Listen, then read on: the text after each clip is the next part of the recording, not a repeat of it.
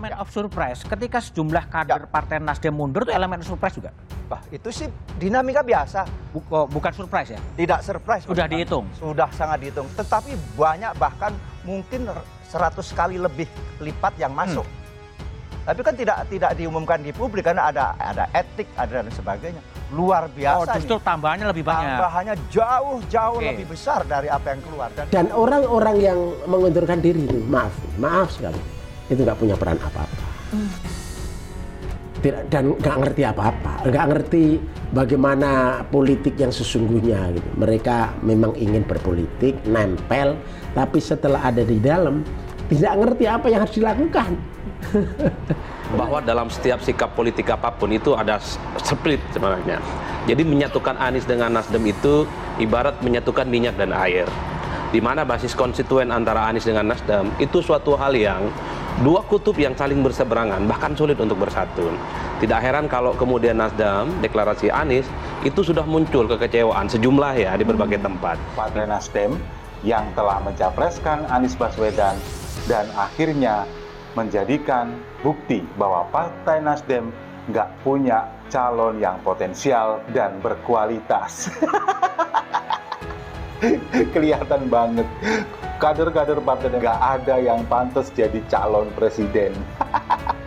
Sejumlah kader Nasdem akhirnya pilih angkat kaki dari partai. Mungkinkah pengumuman Anies akan menjadi efek bola salju yang menghancurkan Nasdem?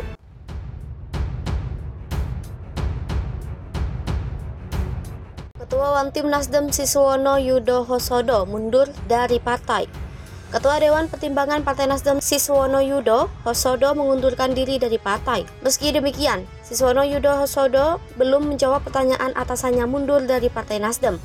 Pengunduran diri Siswono menambah daftar panjang kader-kader Nasdem yang baru-baru ini angkat kaki dari partai yang dipimpin Surya Paloh tersebut. Siswono Yudhoyosodo merupakan kader senior Partai Nasdem. Pada 2017, Siswono Yudhoyosodo diangkat menjadi Ketua Dewan Pertimbangan Nasdem.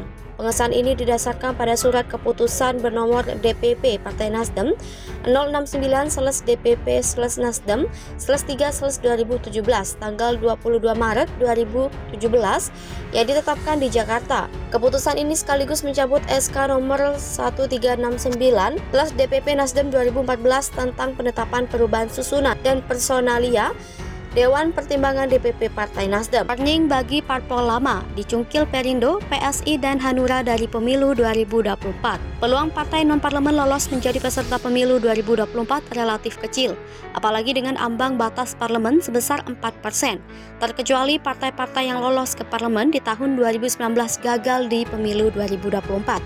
Sehingga menjadi peluang buat partai non-parlemen itu pun bisa terjadi jika basis pemilihnya lari kepada partai-partai non-parlemen. Parpol yang sudah memiliki kursi di level DPRD di pemilu 2019 tentu lebih percaya diri seperti PSI, Hanura, dan Perindo, sehingga tidak menutup kemungkinan dari partai non-parlemen yang bakal lolos di pemilu 2024. Arifki mencatat dari berbagai lembaga rilis lembaga survei, Perindo salah satu partai biru yang lolos ke parlemen. Menurut dia ada beberapa alasan yang menyebabkan Perindo memiliki peluang di tahun 2024. Pertama, infrastruktur politiknya sudah bekerja, baik yang dikelola oleh partai sendiri atau kader-kader yang dipilih di DPRD pada pemilu 2019.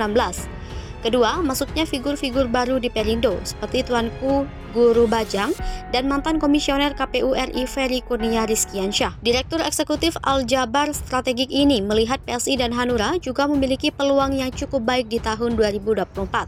Tetapi Hanura harus berebut suara dan jaringan kelompok di internal partai yang kini mendirikan PKN. Sedangkan PSI jelas Arifki harus berusaha mencari figur baru setelah beberapa kader terbaiknya seperti Samara, Rian Ernest, dan lainnya yang memilih mundur dari kepengurusan. Diketahui Komisi Pemilihan Umum telah menetapkan 17 partai politik yang lolos verifikasi sebagai peserta pemilu 2024. 9 diantaranya merupakan parpol lama atau parpol yang lolos parlemen di pemilu 2019. Sedangkan 8 parpol lainnya merupakan partai baru atau partai non-parlemen seperti Perindo, PBB, PKN, Partai Garda Perubahan Indonesia, Partai Gelombang Rakyat Indonesia, Partai Hanura, PSI, dan Partai Buruh. Ketua Umum Hanura bikin kubu Anies Baswedan terdiam. Sorry ya, saya belum mendukung siapapun. Ketua Umum Partai Hati Nurani Rakyat, Usman Sabtaodang atau yang akrab disapa Oso ini, meradang terkait beredarnya potongan video dirinya di media sosial. Hal itu disampaikannya dalam acara puncak peringatan HUT ke-16 Partai Hanura di Jakarta Convention Center, Senayan, Jakarta, Rabu, 21 Desember 2022. Oso menegaskan hingga detik ini ia dan partainya belum menentukan sikap dukungan politik dalam pemilihan presiden 2024 mendatang. Terkait dengan beredarnya video potongan pidato di media sosial yang mendukung Anies Baswedan, dia menegaskan itu adalah perbuatan oknum yang memperlintirkan untuk mencari dukungan politik. Mantan Wakil Ketua MPR RI ini menegaskan, Partai Hanura belum menentukan sikap dukungan partai politik dan masih setia dengan Presiden Joko Widodo. Partainya pun, kata Oso, mempercayakan sepenuhnya kepada Jokowi soal arah dukungan di Pilpres 2024 mendatang. Ia mengatakan Partai Hanura sejak 2014 telah menyatakan dukungan terhadap Jokowi. Bahkan ketika Jokowi maju kembali bersama Ma'ruf Amin di Pilpres 2019, Partai Hanura tetap menyatakan dukungan terhadap Jokowi.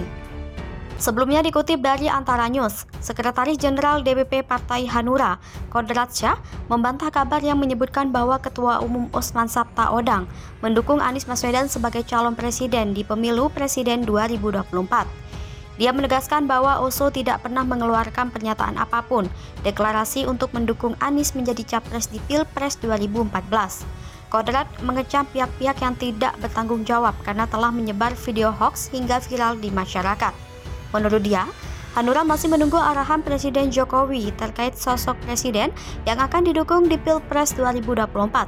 Dia mengatakan Hanura akan mendukung pasangan Capres-Cawapres yang memiliki potensi menang di Pilpres 2024 dan memegang teguh prinsip Pancasila serta kebinekaan. Selain itu, Kodrat menjelaskan bahwa Hanura saat ini sedang fokus untuk menghadapi verifikasi faktual partai politik dan mempersiapkan strategi untuk meraih kemenangan di pemilu legislatif 2024. Sebelumnya viral di media sosial terkait sebuah video yang berisikan narasi Ketua Umum Partai Hanura Usman Sabta mendukung Anies Baswedan sebagai capres. Sebenarnya dalam video tersebut Usman Sabta hanya berbicara pentingnya pemimpin yang dapat meneruskan pembangunan dan program baik dari pemimpin sebelumnya serta keberpihakan pemimpin nasional kepada daerah. Selain itu, setelah suara Usman Sabta muncul dari berbagai orang yang berbeda yang menyatakan Anies the best dibanding capres lain.